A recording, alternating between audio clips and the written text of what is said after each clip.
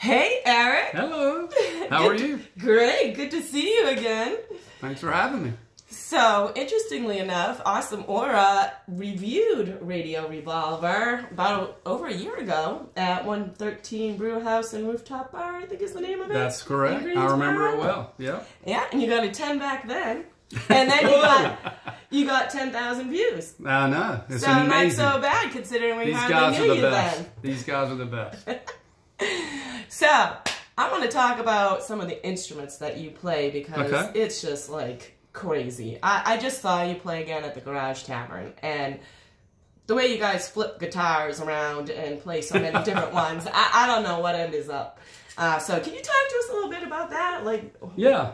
Well, first of all, the main guitar I play is from a company in Greensboro, the Luthiers, a guy named John Mark Hampton, and it's called Mariah, and mine is a Mariah K2. So again, we're very local. Like, I love the fact that my guitar is made right there, about 10 minutes from my house.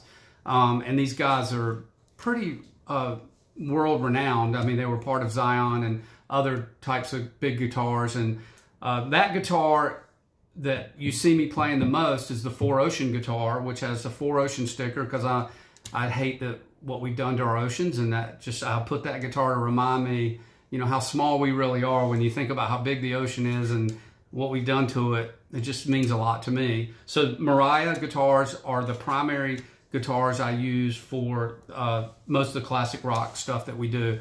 I also use the same guitar that Don Felder does when we play Hotel California, which is a double neck 12-string, 6-string. And it looks just like the one that Don Felder. It's the same guitar, same brand, same model.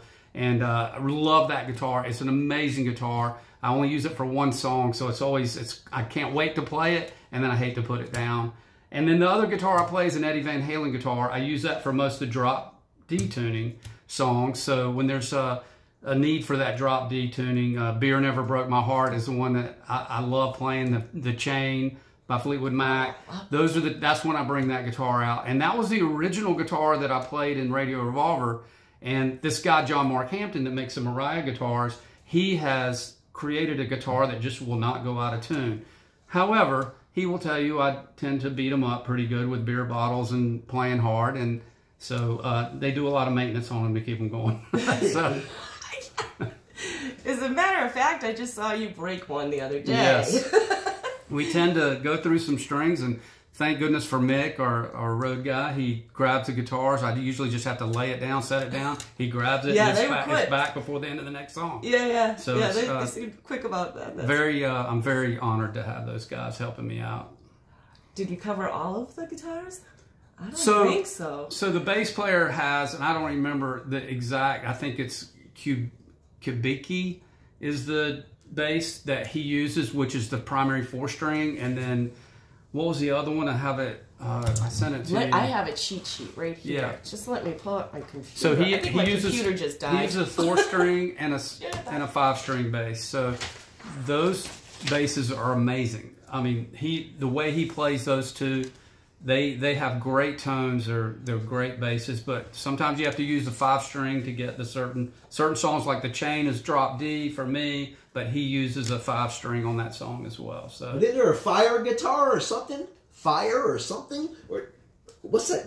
Machine gun? Oh, the ray gun. Oh, thank you. The ray gun. Of course we have to talk about the ray gun, because I have never seen that happen. And you got 3,000 views on that one, by the way. Ray gun. So the ray gun comes from Billy Idol's guitar player, who used a toy gun in why am I drawing a blank on that song? I know. Rebel Yell. Rebel Yell. So in the part of Rebel Yell where you hear this ray gun, it's a ray gun. It's a toy ray gun. And then he actually makes these ray guns, and you can go to his website and buy it. I did that, and that ray gun lasted for about 2 weeks. So then we bought like 4 or 5 ray guns after that, and then we just keep putting, as they break, we just put the parts together.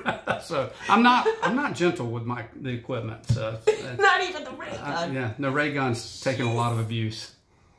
We also do there's a lot of beer bottle things that we do during the shows. We have a lot of things that we do pretty much every show. The ray gun's one You know, we do some things in some Van Halen songs that you'll hear, you know, hear them do. And beer bottle? The beer bottle is what makes the crazy noise, and you got me.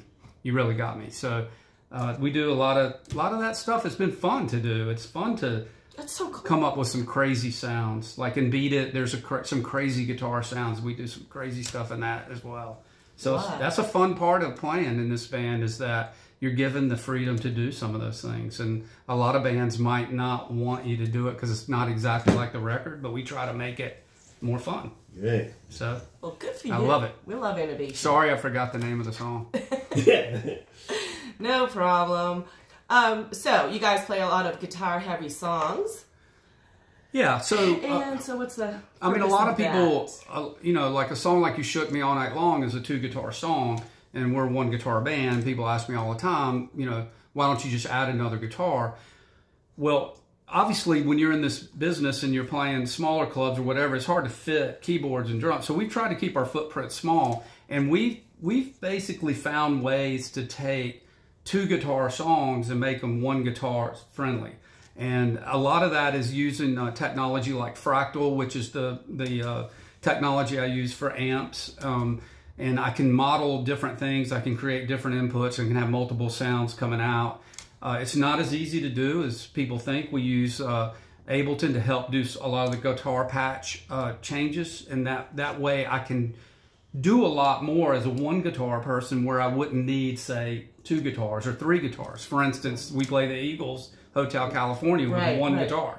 And yeah, and that double guitar. That's the one where I saw you do a double. I switched from the 12 to the 6. And some people might say, well, it sounds a little empty in certain parts. And what we say is, hey, look, we think it sounds great considering we don't have 11 people on the stage playing the song. And, you know, not a lot of people can have an Eagle-sized band, you know, and play clubs. You know, I just saw them 2 years ago. So it's fun. It's a lot of fun, the technology and all the things, how we married it together. So, who do you idolize in the rock world? And what's your process for like learning all these songs, especially with all these guitars? I think the fun part about being a musician is your influences can be different than what you play. So I'm a big Robin Trower fan. A lot of people don't know Robin Trower. He's primarily a British musician, but toured a lot in the U.S. Unbelievable guitar player. He was almost like the Jimi Hendrix of his time, but Jimi Hendrix was just better and more flamboyant and fun. But this guy is an amazing guitar player. So when I learned to play guitar, there was a friend of mine that played, and he loved Robin Trower, and then I just fell in love with Robin Trower. But I love Slash. I love the way he plays. I like the emotion, the way he plays. I'm a huge Jimmy Page fan. He and Joe Walsh are 2 great guitar players who I feel like they're a little sloppy in the way they play, which is what I try to do. I want to be sloppier. I don't want to come across as technically proficient in every little thing. It needs to sound, you know, it needs to have soul and feeling, and you can't get that through straight technical playing. And a lot of technical guys struggle to play in a band like I play in, just like I couldn't go and do a technical thing like they do. Yeah. So yeah, the people that my influences are all kind of in that vein of sloppy, a little bit of sloppiness. My technique for learning songs is listen, listen, listen, try to play and fail, try to play and fail, try to play and fail, and eventually get it. So I do a lot of everything pretty much by ear. I'm not going to lie, I've cheated on YouTube. If I can't figure out something, I'll go look at YouTube and see how someone plays it. And, you know, not everyone on YouTube plays it right. I have learned that brutally. So, but, you know, it's like I've spent a lot of time listening to this person play it, and then I realize they're not playing it right. But, you know, I think I love music, and I don't necessarily feel like everything has to be identical to the record, you know, exactly. But what I've been able to do with my technology is have the sounds that I want, and then if I can pull off the multiple guitar playing, I feel like we end up with a pretty good product. And, you know, like most of us out there, especially you guys that are musicians, will say, if your singer's phenomenal, she can get you out of trouble, or he or she can get you out of trouble when you need to. Because they, you know, the singers pretty much take most of the visual focus. And if I'm struggling, she bails me out. Awesome. Good. All right, I have to ask.